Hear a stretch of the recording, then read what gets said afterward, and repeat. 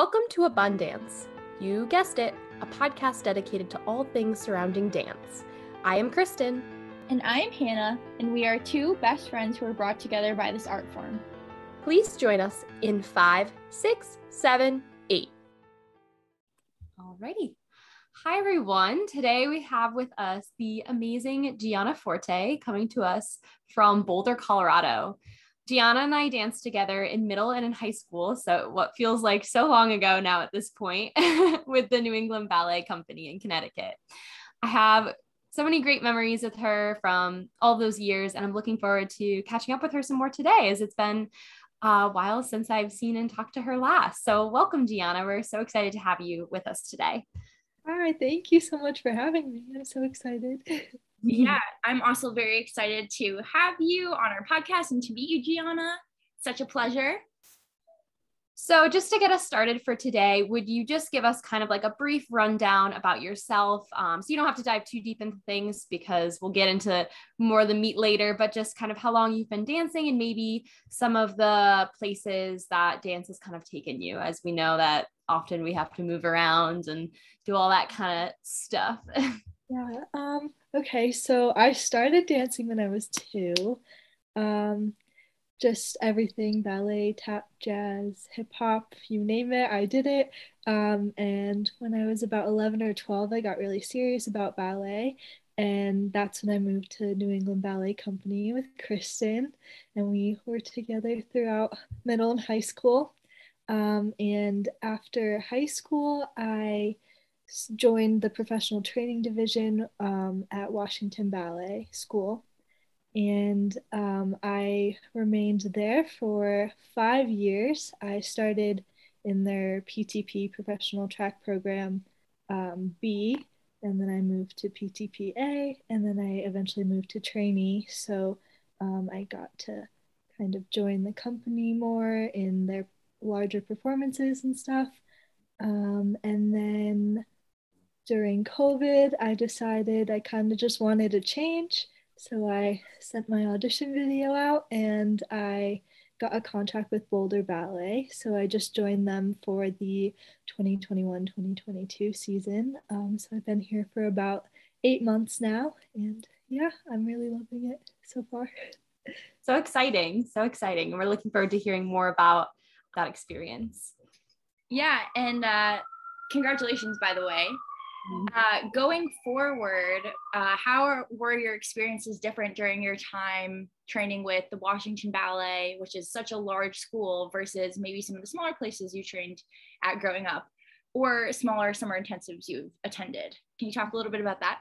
Yeah, so the school at Washington Ballet was pretty big, I'd say. So coming from New England Ballet Company, where there weren't that many of us, we're kind of doing more like core roles and being with the company. Like I got to do Nutcracker with them all the years I was there. So that was flowers and snow every night. You're just learning how to stay in line, how to make it to the 8th mark and stay there and all that stuff. So that was a big change, I think, coming from New England Ballet, where we kind of were all doing like lead roles. So I think that was good though, because I kind of got the experience of both. And now at Boulder Ballet, we're only 13. So we do kind of smaller rep stuff. And I do have that opportunity to kind of do more lead stuff, which has been really great and challenging also, because I think I am not really used to that anymore from coming from Washington. So that's been fun to dive back into kind of getting used to being alone on stage or something. Yeah, so it sounds like you had a lot of back and forth, like you had lead roles and then you didn't really anymore, and now you're kind of back to that again. I bet that transition is kind of weird. I don't know. I feel like that's a big change. It was definitely a shock at first, I think.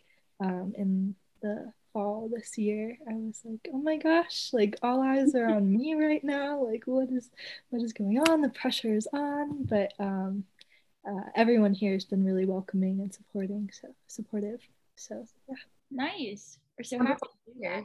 Yeah. And like you said, I think there's so much value to having experience with both, because core work, I feel like sometimes is a little underrated, but sometimes core work can be like the most challenging thing. It's challenging, or at least in its own way, from dancing, like lead, soloist, principal roles and stuff. So that's awesome to be able to kind of see both ends and the, I guess you could say, pros and cons of each. Washington made me like fall in love with core work. I like kind of miss it. I think it's really fun dancing with a group of people and just like there's this sense of like teamwork and camaraderie, I feel like. Yeah. Got to do flowers and snow here at Boulder for Nutcracker too. So I was like, it was a good mix of and soloist stuff. That's great. Great. So when we connected just recently, I learned that you had another surgery. So we're really happy to hear that it went well, and that we hope the rest of the recovery continues to go well and you can return to your healthy self. So I'm personally a big advocate for seeking balance as a dancer. So stuff like finding other hobbies and things to also fulfill you and help form a sense of identity. So I'm sure as you're recovering right now that you'll be doing a lot of resting but also busy with PT and all of that. So I guess my question is there anything specific you're looking forward to during this kind of rest and recovery period that maybe you wouldn't normally have an opportunity to do when your hands are so tied with just the busy schedule that being a dancer is? Yeah, let's see. Well, during COVID, when we had everything was shut down and we had more time for everything as well, I got certified in personal training. So that has been a little on and off this year, just kind of getting used to company life again and stuff. So I'm looking forward to kind of getting back into that. I'm in a boot right now, but I'm able to walk and stuff. So I do teach conditioning classes for the school. And I also have a nutrition class I need to take for that certification. So I'm going to start that, I think, on Monday. I've been putting it off a little bit for the first week of my surgery, but that's fair. Yeah, I think I'm excited to start that, kind of get back into that a little bit. I think that will probably help with my recovery as well, I guess, just with the personal training, staying in shape a little bit, but also resting and letting it heal by itself. I think sometimes the dancer mindset is to go, go, go, go. But yeah, I think sitting down and taking the classes and stuff will be good for me. There's a lot of benefit to all of that cross training and everything. That's really great. Yeah, I've had previous surgeries, and that's kind of where I found out that I really like the cross training aspect and that it's so necessary for dancers. I think ballet is a great workout and gets your body in good shape, but it doesn't always hit all the muscles you need to kind of do all the extreme things that ballet requires you to do. Yeah, that actually kind of segues right into my next question, and perhaps maybe what you said already would be your answer to it, but I believe it was Point Magazine, correct, that did feature on you in the past. So about just your experience with surgery and all of that. If whatever you feel comfortable sharing, would you mind just telling us a little bit about that and maybe what you learned or took away from this time in your life? So like you said, maybe cross training and seeing the value in that was a big takeaway, but if there's anything else that came out of it. Yeah, of course. So in the fall of 2017, I believe, yes, I tore my labrum in my hip. There was like a little traumatic incident. I'm not sure if that's what happened or if I was it happened from overuse, but I ended up needing to get surgery to repair that. So that happened in February of 2018.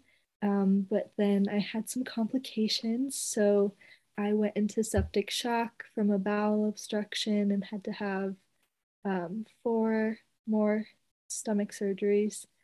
And I was in the ICU for about 2 weeks and then the hospital for another 2 weeks. And so that kind of prolonged my hip recovery and just getting back from all the stomach issues. But yeah, I think during that time, that all happened in February and March of 2018. I started dancing again probably in June of 2018, starting and slowly working my way back up. But I think that whole time made me realize kind of what you mentioned, that balance is very important in your life. I think sometimes as dancers, we get too focused on dance and how it like controls our life a little bit. That's where I was at that point in my life. I didn't really let myself enjoy anything else or give myself time to enjoy anything else other than dance. But then being away from it, I was like, oh, like I need to kind of explore other parts of my life.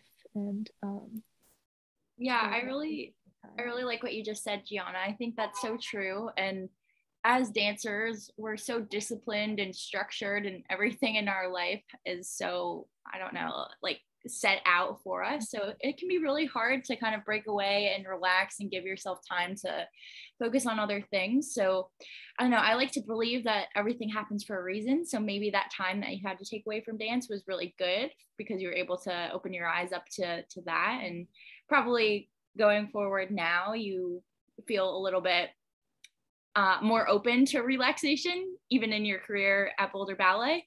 yeah, totally. I totally agree. I always say everything happens for a reason. And um, yeah, I think I wasn't as scared going into my ankle surgery last week because I already had Mm-hmm. that experience 4 years ago that I was like, okay, I trust my body. I'm gonna have to take time off, but it's okay. Like, That's okay. Yeah, I'm gonna exactly. rest and I'm gonna heal, and then I'll come back when I'm ready, and everything will be okay. I learned, I think, too, to just trust myself, trust the process. Everything does happen for a reason. Yeah. Oh, that's so good. I'm so happy to hear that. Yeah, and we're so happy that you were able to, because I know that at the time that was just so much going on in your life. We're so happy that you were able to recover so well from that. And it's like, look at what you're doing now. It's amazing. And so it really does go to show too how amazing the body is and what it really can accomplish, especially if you are like taking care of it properly and doing what you need to do.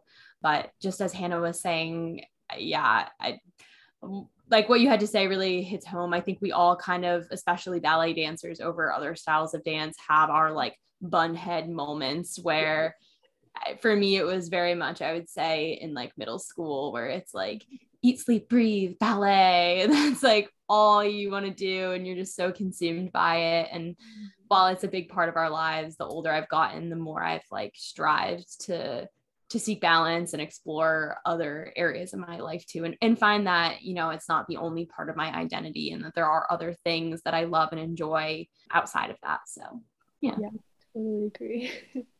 So my next question for you, and you have answered this a little bit, but maybe you can expand on it. But how have your experiences been this year with Boulder Ballet? This is your first company contract, right? So can you talk a little bit about all of that? Mhm. Yeah, I this year has been great so far.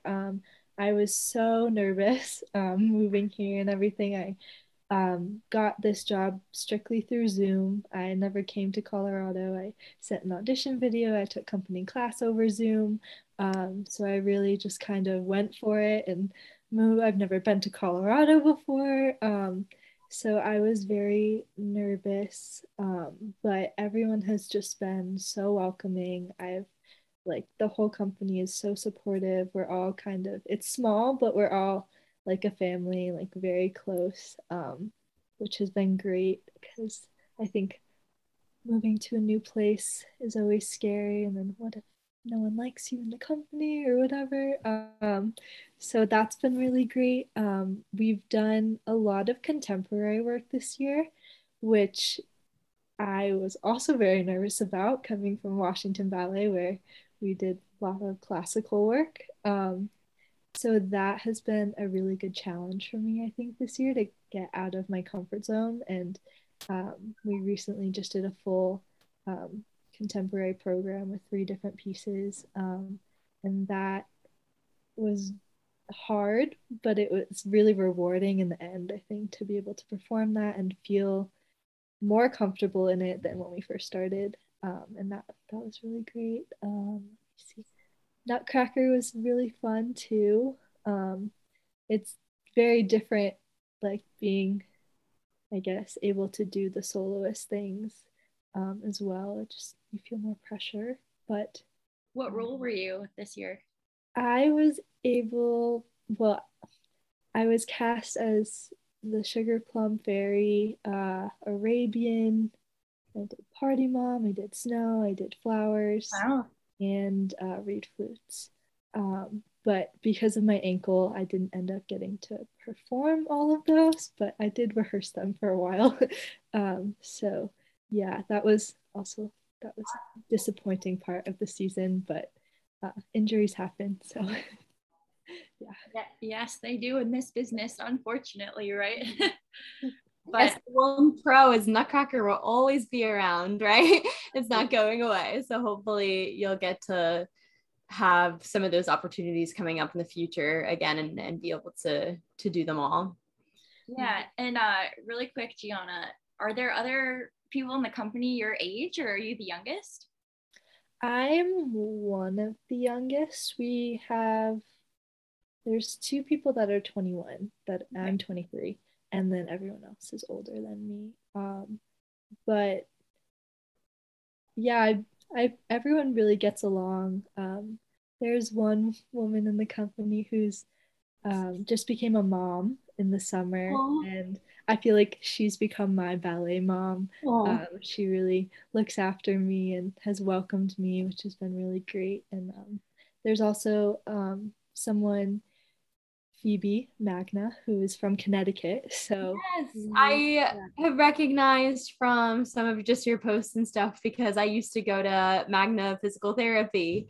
Oh my gosh. Yeah, so when I saw the name, I was like, wait a second, that's his daughter. Yeah, she went to Nutmeg. Yes. When in her childhood. Yeah. So yeah, so that's been great. We've really bonded, I think. That's great. Nice to have just like probably some just commonalities coming both from Connecticut, and like you said, obviously you've never been to Colorado before, so it's nice to have someone that feels a little bit more like home in a new place. So so it's been a really good year so far, so I'm excited to go back next year. Yay, that's awesome. And I look forward to seeing the many more wonderful experiences that you have there. That's so great. Yeah. Is there anything else you want to share before we take a little short break, Gianna, or did that pretty much cover your experiences so far? Yeah, I think it's been a very positive experience so far. And I'm very excited for next you're excited season. To go forward. That's great. Yeah. All right. I love that. Okay, so this is a good time to take a little break. Here's a word from our sponsor. All right, we're back, and I want to pick up with a question that relates to kind of what we were just talking about before our break. So I know that it can be challenging to switch kind of from like the student to professional mindset. And so I'm just curious with you, Gianna, is this a pretty natural and smooth transition? I know that trainee programs are often a good segue to this. They kind of give you that feel of being in a professional company, but also a little extra like mentoring and like some extra classes and stuff that you might not experience just being a company member somewhere. So did this kind of just happen smoothly, or do you feel like you had to kind of like work through this shift at all? I definitely think the trainee program helped me a lot with just being used to how company rehearsals are run, getting used to the fives, just having that kind of schedule. Mm-hmm. But I think what I struggled most with was throughout COVID, we were on Zoom for Washington Ballet for over a year, for like a year and a half. Yeah. So I think that was honestly what I struggled with the most, was going from dancing in my bedroom or dancing over Zoom for a year and a half to being back in the studio and having that full day Mm-hmm. again. That I definitely had to work up to that a little. I felt like as much as you danced over Zoom or went to the gym or whatever, like the stamina wasn't the Yeah, same it's to not the get through a same. full day of rehearsals.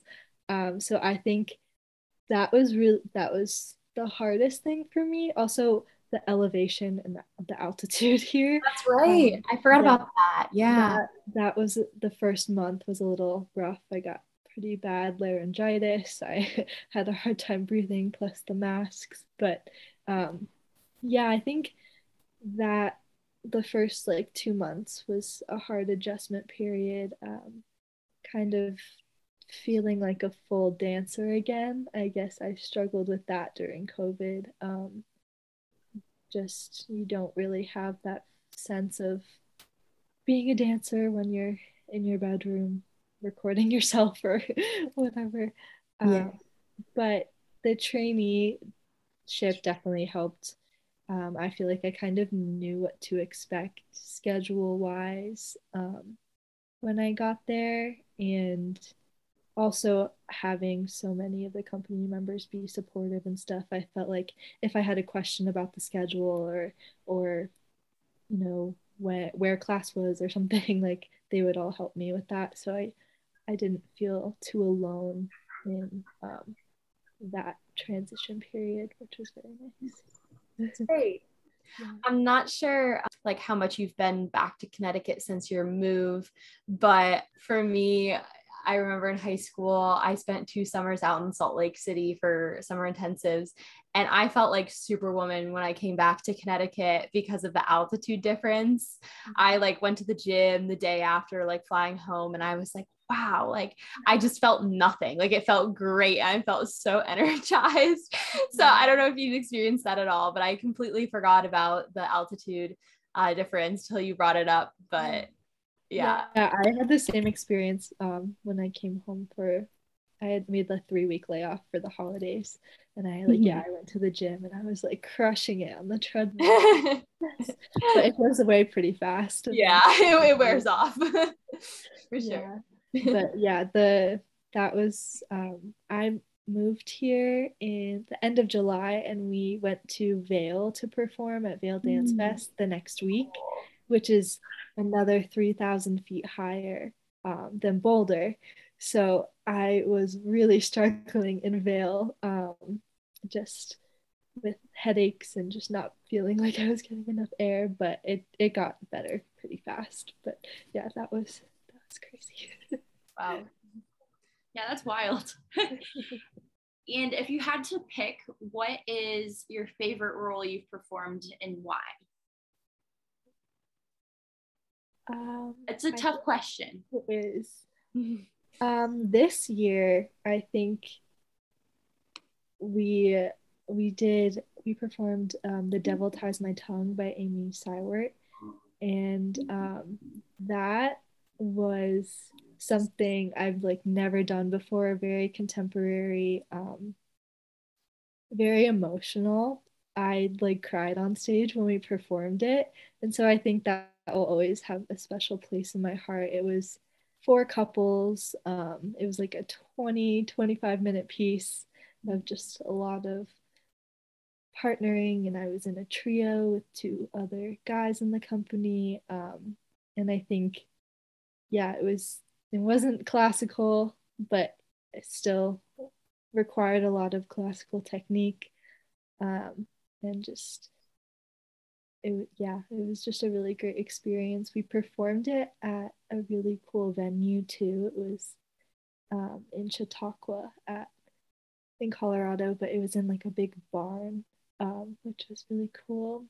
And yeah, it was just I think the whole rehearsal process and the performance process was just such a great experience and something that I've never had before. So I think I'll always remember that piece. Yeah. Sounds really special.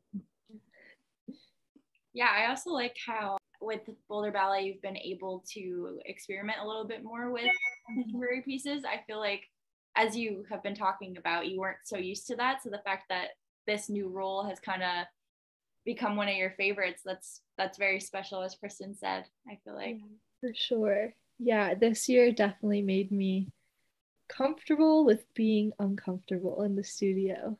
That's like my new favorite line to say.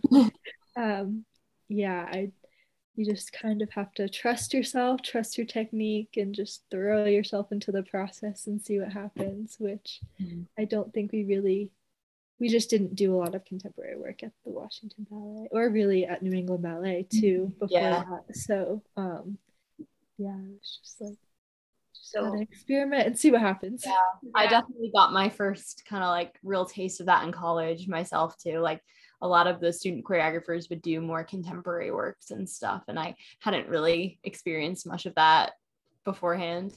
Yeah, I mean, I think that's now kind of what brings audiences into the new works. The classics will always, but I think um, yeah, I think it's more exciting. I don't know.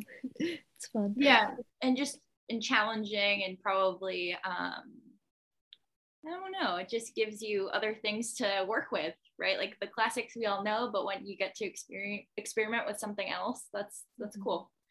Yeah, totally. Yeah, one of the pieces we just did at the end of February, half of us were in full latex suits and the other half were in like tuxes. Oh, wow. Yeah, so I think it's just fun. It's like with contemporary, you can kind of try things and do things that people have never seen before and just right, it's like anything goes. yeah, exactly. Yeah, I love that. All right, well, and as a young dancer like us, do you have any tips or things you have found successful to try and be as financially stable as possible? As we know, dance is not the most lucrative career, right? So do you have anything you want to share about that?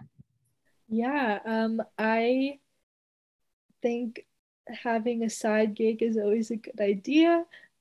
With here, and I think most companies, you kind of do sometimes go on layoffs in the middle of the year and stuff. And so that was a big reason why I actually got certified in personal training, because I was like, oh, this is a good thing to kind of do on the side. It's good for myself, my conditioning, but also I can help other dancers. I can make a little extra money. And another thing that I love to do is I love kids. So whenever I have time, or I like to babysit or like help families in the neighborhood around. And that's always a good little side thing too. But also just kind of budgeting, and you don't need to spend a lot of money to eat healthy. I think I figured that out recently. And yeah. Great. Didn't you actually used to babysit Julie Kent's children when you were I did, yeah, a little bit here and That's there. so cool. Yeah, that Oh was my gosh. mostly when I was recovering from Okay. my hip surgery. But yeah, that was funny. Yeah, that's really cool. Awesome. Well, thank you for sharing that.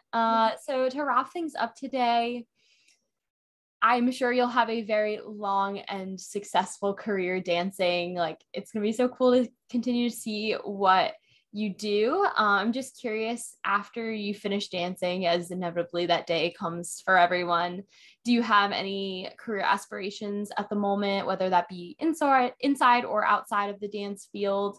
I do remember, I know obviously you've talked about the kind of like cross training, all of that. But if I'm remembering correctly, you were taking some nutrition, like college courses at one point, right? Are you still doing anything with that? Or do you, I guess, yeah, just like what do you have in mind? And if you don't have anything in mind right now, that's okay too. I have too many things in mind, I think, is my issue right now. I'm not really sure what I want to put my time towards. But I did start taking college courses that kind of went away a little bit when I had my first all those other surgeries and stuff. But yeah, I think I would love to go back to college because I went straight to Washington Ballet from high school, so I didn't really have at that point I didn't really have time to take too many classes at the same time.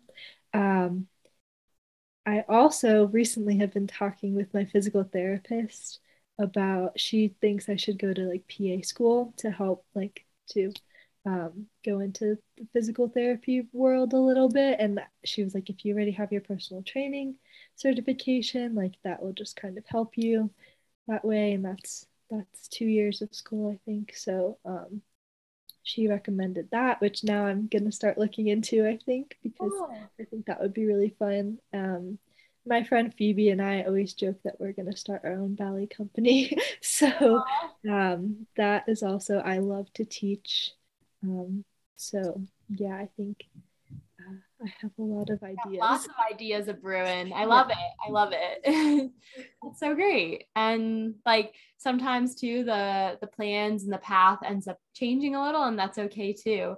But those sound like all really wonderful and exciting options and possibilities. Great. Yeah, so exciting, Gianna. Thank you so much for sharing and spending time with us today. It's been a pleasure, especially for me because I have never met you before. This is my first time, but you're a lovely human and I'm super excited for you. Oh, thanks. It was great to meet you too. All right. Kristen, do you have anything else you want to say? Good. Thank you so much. This is great. Thanks for tuning into Abundance. We appreciate your support. We hope to have PK'd your interest. Feel free to contact us at abundancepodcast5678@gmail.com and give us feedback on what you'd like to hear. That is abundance without parentheses. Go dance yourself silly. Bye for now. A special thank you to Richard DiFiore for our lovely podcast tune and Matt Mellish for our cover art.